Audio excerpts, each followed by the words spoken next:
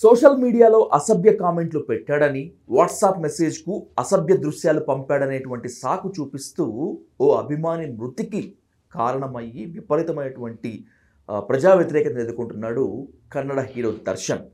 అసలు సూపర్ స్టార్గా ఉండి స్క్రీన్ మీద హీరోగా కనిపించినటువంటి వ్యక్తికి ఈ గతి ఎలా పట్టింది, ఎందుకు పట్టింది, అసలు అభిమాన్ని అంత టార్చర్ చేసి చంపాల్సినటువంటి అవసరం ఏంటి? ఇప్పుడు అంతటా కూడా ఇదే ప్రశ్నలు.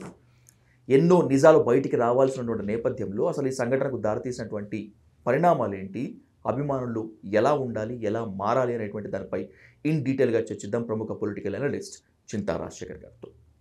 రాజశేఖర్ గారు నమస్తే. నమస్తే. అభిమాన్ని హింసించి చంపినటువంటి ఆ ఎపిసోడ్ మొత్తం చూసాము. ఎప్పుడైతే పోలీసులు ఆ గాయాలని, ఆ శవాన్ని పిక్చర్స్ రిలీజ్ చేశారో ప్రతి ఒక్క హృదయాలు కూడా కలిసిపోయాయి. దర్శన్ ఇప్పటికీ కూడా మా స్టార్ హీరోనే, మా సూపర్ హీరోనే అని చెప్పి చాలామంది అభిమానులు సోషల్ మీడియాలో కామెంట్లు పెడుతున్న నేపథ్యంలో ఏంటి అసలు ఎలా అర్థం చేసుకోవాలి పరిణామక్రమాలను అసలు అంతా? అంటే మన భారతదేశం ఎస్పెషల్లీ ఆంధ్రప్రదేశ్ అండ్ దక్షిణాది కర్ణాటకలో ఎంత ఉందో అనుకోలేదు, కానీ రాబోయే రోజుల్లో తాలిబాన్ లాగా అయిపోతాయండి. ఆఫ్ఘనిస్తాన్ అయిపోతుంది. గన్ కల్చర్ వచ్చేసి ఒకళ్ళనొకళ్ళు చంపుకోవటం. 2016లో వినోద్ రాయల్ అనే వ్యక్తి పవన్ కళ్యాణ్ ఫ్యాన్ మర్డర్ జరిగింది. మళ్ళీ అత్తిలిలో మళ్ళీ పవన్ కళ్యాణ్ ఫ్యాన్, నా ఫ్యాన్ గొప్ప అంటే నా ఫ్యాన్ గొప్ప అనేది ఒక సినిమా. మొదటి రోజు మొదటి ఆటకి రజనీకాంత్ సినిమా టికెట్ దొరకలేదని మాల్ నుంచి దూకి ఆత్మహత్య చేసుకున్న ఒక వ్యక్తిని చూసాము. ఇప్పుడు ఇది చూసాం. అతని పేరు రేణుకాస్వామి అనుకుంటా, చనిపోయిన అతను. రేణుకాస్వామి అనే అతను డైహార్డ్ ఫ్యాన్ ఆఫ్ దర్శన్. అతని బాధ ఏంటంటే దర్శన్ భార్య విజయలక్ష్మితో ఉండకుండా పవిత్ర గౌడతో ఉంటున్నాడు అనేది ఈయన బాధ. ఒక అభిమాని బాధ.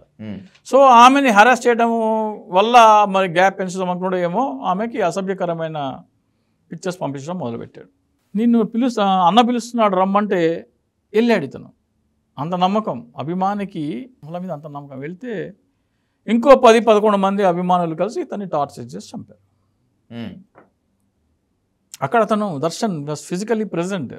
అంటే వీళ్ళకి అభిమానులు వాళ్ళ జీవితాలు పురుగు కంటే హీనం అనేది నిరూపించే ఒక అంశం. మిగతా సినిమాల మా హీరో వేరు, ఆయన వేరు అని అంటారు, కానీ అసలు సినిమా హీరోని అభిమానించడం ఏంటి అసలు? ఆ దౌర్భాగ్యం ఏంటి అసలు? వాళ్ళకి అర్హత ఉందా లేదా? ఫస్ట్ సినిమా హీరోకి అంతగా అభిమానించే అర్హత ఉన్నదా లేదా? అభిమానం ఉండటంలో తప్పు లేదు కదా. అరే మీరు ఒకటి ఇప్పుడు మీకు నేను చాలాసార్లు చెప్తాను, చాలా ఇంటర్వ్యూ చెప్తాను, మీరు బతికుండటానికి కావాల్సింది గాలి, నీరు, ఆహారం. గాలి, నీరు దేవుడు ఇస్తున్నాడు. ఆహారం పండించేది ఎవరు? నువ్వు వెళ్ళి నీ పొలం, ఒడ్లు, నీ ఆహారదాన్ని నువ్వు పండించుకోలేవు కదా. రైతే పండించాలి. రైతుకు నువ్వు ఎలాంటి వెళ్ళి గౌరవిస్తావా? నువ్వు ఇవ్వవే. సరే నువ్వు ఒక స్థాయికి వచ్చావు, నువ్వు చదువు కావాలి, ఒక డిగ్రీయో చేసుకుంటే ఒక ఉద్యోగం వస్తుంది. ఆ చదువు చెప్పే టీచర్ల బర్త్డేలు ఎప్పుడైనా చేస్తావా? నువ్వు చేయవు కదా. ఈరోజు మనం ఇక్కడ కూర్చున్నాము, ఎలక్ట్రిసిటీ కావాలి, ఇంట్లో అయినా సరే ఎక్కడైనా సరే ఎలక్ట్రిసిటీ కావాలి. అది లేకపోతే బతకలేని పరిస్థితి అయిపోయింది. ఎలక్ట్రిసిటీ ఎక్కడి నుంచి వస్తుంది? బొగ్గు గనుల్లో కార్మికులు తవ్వే వాళ్ళ దగ్గర నుంచి దాన్ని ట్రాన్స్పోర్ట్ చేసే లారీలు, ట్రైన్లు, మళ్ళీ దాన్ని ఫ్యాక్టరీకి వచ్చి పనిచేసి వీళ్ళందరూ పనిచేస్తే నీకు కరెంట్ వస్తుంది. వీళ్ళందరినీ ఎప్పుడైనా గౌరవించావు నువ్వు?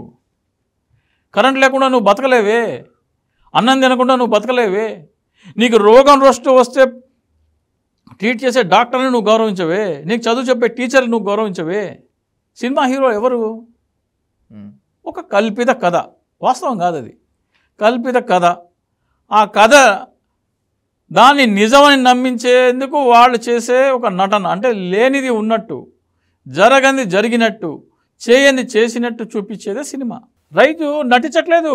బురదలో దిగి వర్షం పడుతున్నా వర్షంలో తడుస్తూ నాట్లేసి దానికి నీరు పెట్టి కలుపు తీసి పురుగులు వస్తే దానికి స్ప్రే కొట్టి పంట వచ్చే వరకు ఎండనక వాననక కష్టపడాలి.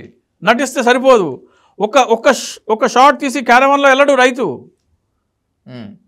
నీకు ఒక క్లాస్ తీసుకుని ఏసీ రూమ్లోకి వెళ్ళలేదు మీ టీచరు.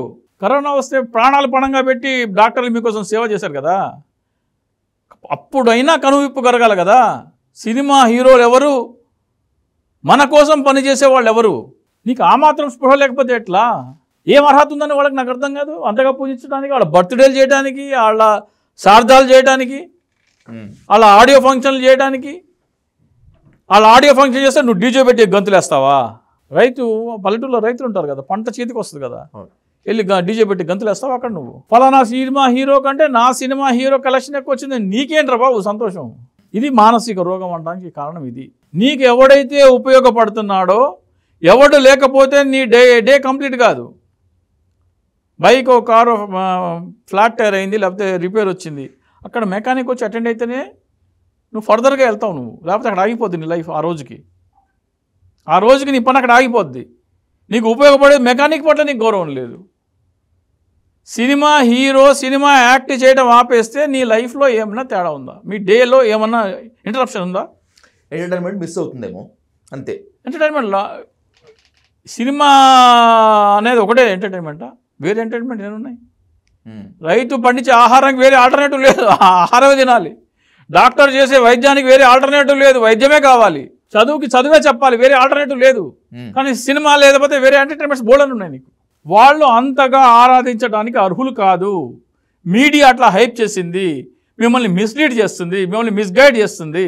సో ఎంత చెప్తున్నా కూడా అభిమానులు, ఫ్యాన్స్ ముసుగులో మీరు అన్నట్లుగానే వ్యక్తి పూజ, వీరావేశంతో వెళ్ళిపోవటము, ఆఖరికి తన ఈ సినిమా హీరోలో ఎవరికైనా నిజాయితీ ఉంటే, ఏ ఒక్కడికైనా నిజాయితీ ఉంటే, వాడు తినేది అన్నమే అయితే, ఒరే నీ జీవితానికి ఎవడరా అవసరం? నేనా, లేకపోతే నిన్ను కన్న తల్లిదండ్రులా, నీకు జన్మనిచ్చిన డాక్టర్లా, నీ ఆరోగ్యం బాగాలేకపోతే చూసే డాక్టర్లా, లేకపోతే నీకు చదువు చెప్పిన టీచర్లు, లెక్చరర్లా, మీ ఇల్లు కట్టిన ఇంజనీరా, ఎవడరా నీకు ముఖ్యమని ఏ ఒక్కడు అడగడు. అడిగితే వాళ్ళకి ఫ్యాన్స్ అనేటువంటి మిగలరు కదా, అలా వ్యాపారం కోసం. అంటే మీలో ఒక బలహీనతను చొప్పించి దానిని క్యాష్ చేసుకుంటున్నారు.